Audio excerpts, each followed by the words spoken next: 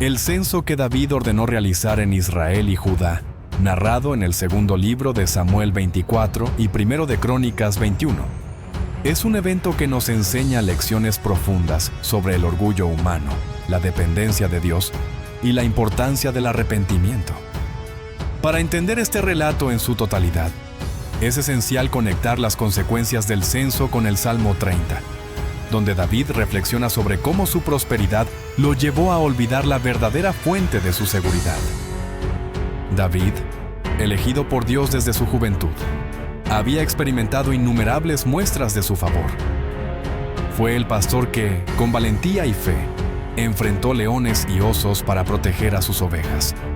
Fue el joven que derrotó a Goliat, no por su fuerza o habilidad, sino confiando en el poder de Jehová. Fue el guerrero y líder que Dios sostuvo en cada batalla, desde huir del rey Saúl hasta conquistar Jerusalén y establecer su reinado. Pero en un momento de prosperidad, David cometió un error crucial. Ordenó censar al pueblo, un acto que parecía administrativo, pero que revelaba un problema en el corazón del rey. Un desplazamiento de su confianza de Dios a los números, a la fuerza militar y al tamaño de su pueblo. David olvidó que todo lo que había logrado no era por mérito propio, sino por la mano poderosa de Dios. Este orgullo humano se refleja en las palabras del Salmo 30, cuando dice en el verso 6, «En mi prosperidad dije yo, no seré jamás conmovido».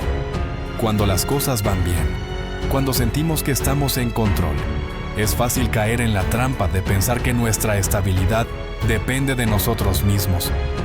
David, en su momento de éxito, se confió en su prosperidad y no consultó al Señor. Las cosas sucedieron así. David, un monarca experimentado y poderoso, observa la grandeza de su ejército y en un momento de reflexión, acompañada de una chispa de su orgullo, ordena el censo del pueblo. Sus generales, Joab y otros líderes militares, se acercan cautelosos mientras el rey emite una orden inesperada. «Id, contad al pueblo de Israel y de Judá. Quiero saber cuán vasto es mi dominio».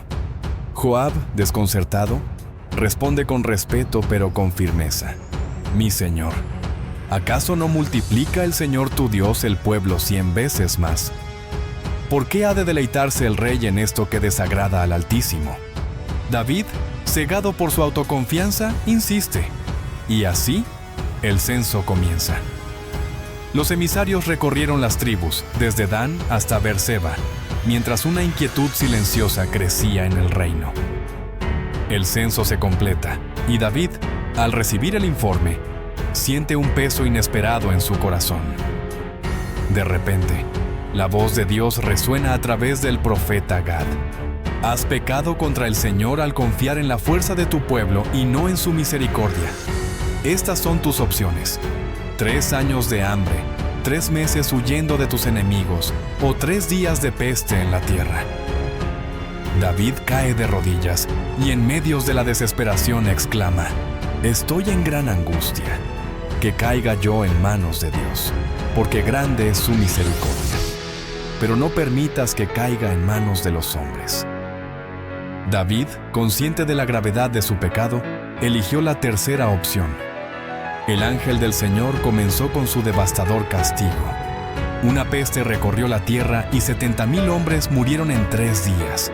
El juicio de Dios puso de manifiesto la fragilidad humana y el costo del orgullo y la autosuficiencia.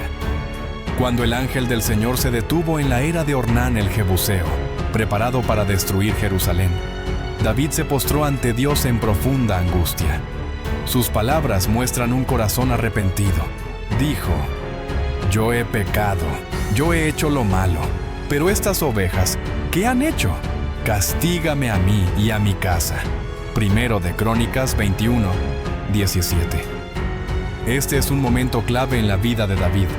No busca excusas, no culpa a otros, sino que asume la responsabilidad de su pecado. En ese lugar, David construyó un altar y ofreció sacrificios, clamando por la misericordia de Dios.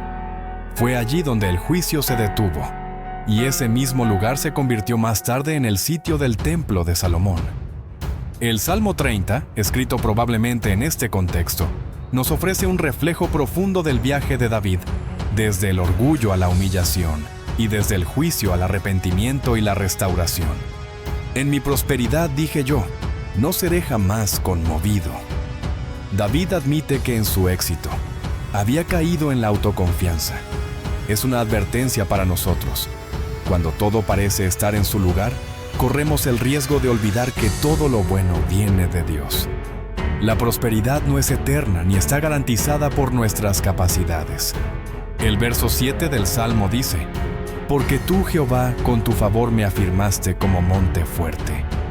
David reconoce que su estabilidad no era por sus propios méritos, sino porque Dios lo sostenía. El monte fuerte simboliza firmeza y seguridad, algo que solo el favor divino puede garantizar. Pero después hay un punto que divide esas palabras de las siguientes, las cuales dicen, «Escondiste tu rostro, fui turbado». Cuando Dios apartó su favor, David experimentó una gran turbación. Esto nos recuerda que, sin Dios, nuestra condición es frágil y vulnerable. No importa cuán exitosos o fuertes nos sintamos, cuando Dios retira su gracia, somos profundamente conscientes de nuestra dependencia de Él. El verso 11 muestra la gran misericordia de Dios. Dice, «Has cambiado mi lamento en baile, desataste mi cilicio y me ceñiste de alegría». Dios, en su misericordia, transforma el quebranto en gozo. Incluso después de un juicio tan severo, David experimentó la restauración porque se humilló y buscó la reconciliación con Dios. Aplicación para hoy. La historia del censo y el Salmo 30 nos dejan enseñanzas atemporales. Reconocer nuestra dependencia de Dios. En cada decisión, grande o pequeña, debemos buscar la guía de Dios y no confiar en nuestra propia comprensión o fuerza.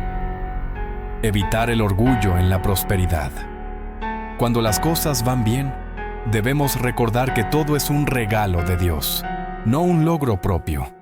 Cuando fallamos, como lo hizo David, Dios está dispuesto a perdonarnos si nos acercamos a Él con un corazón contrito.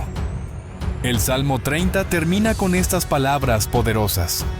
Por tanto, a ti cantaré, gloria mía, y no estaré callado. Jehová, Dios mío, te alabaré para siempre. Imagina que un árbol robusto y frondoso, plantado junto a un río, cree que su fuerza y esplendor provienen de sus ramas o de la altura de su tronco. Pero en realidad, su vida y estabilidad dependen de las raíces invisibles que lo conectan con el agua. Si el árbol intenta separarse de esas raíces, pronto descubrirá cuán frágil es. Del mismo modo, cuando nosotros confiamos en nuestras propias fuerzas, logros o recursos, estamos actuando como ese árbol que ignora la fuente de su vida. Sin Dios, nuestra aparente estabilidad puede derrumbarse rápidamente, como le sucedió a David cuando Dios escondió su rostro. Jesús es el fundamento que nos sostiene, el monte fuerte que no puede ser conmovido. Cuando sentimos que Dios esconde su rostro debido a nuestro pecado, Cristo intercede por nosotros, ofreciéndose como el sacrificio que reconcilia. Así como David construyó un altar en la era de Ornán y ofreció sacrificios para buscar la misericordia de Dios, Cristo mismo es nuestro altar, el único mediador que nos garantiza el favor eterno de Dios. Jesús transforma nuestro lamento en gozo eterno, porque su gracia no solo nos restaura, sino que nos asegura una comunión eterna con el Padre. Analicemos estas interrogantes. ¿Cuántas veces hemos confiado en nuestros propios recursos, olvidando que todo lo que tenemos proviene de Dios? Si nuestra prosperidad desapareciera mañana, ¿seguiríamos reconociendo a Dios como nuestra verdadera fortaleza?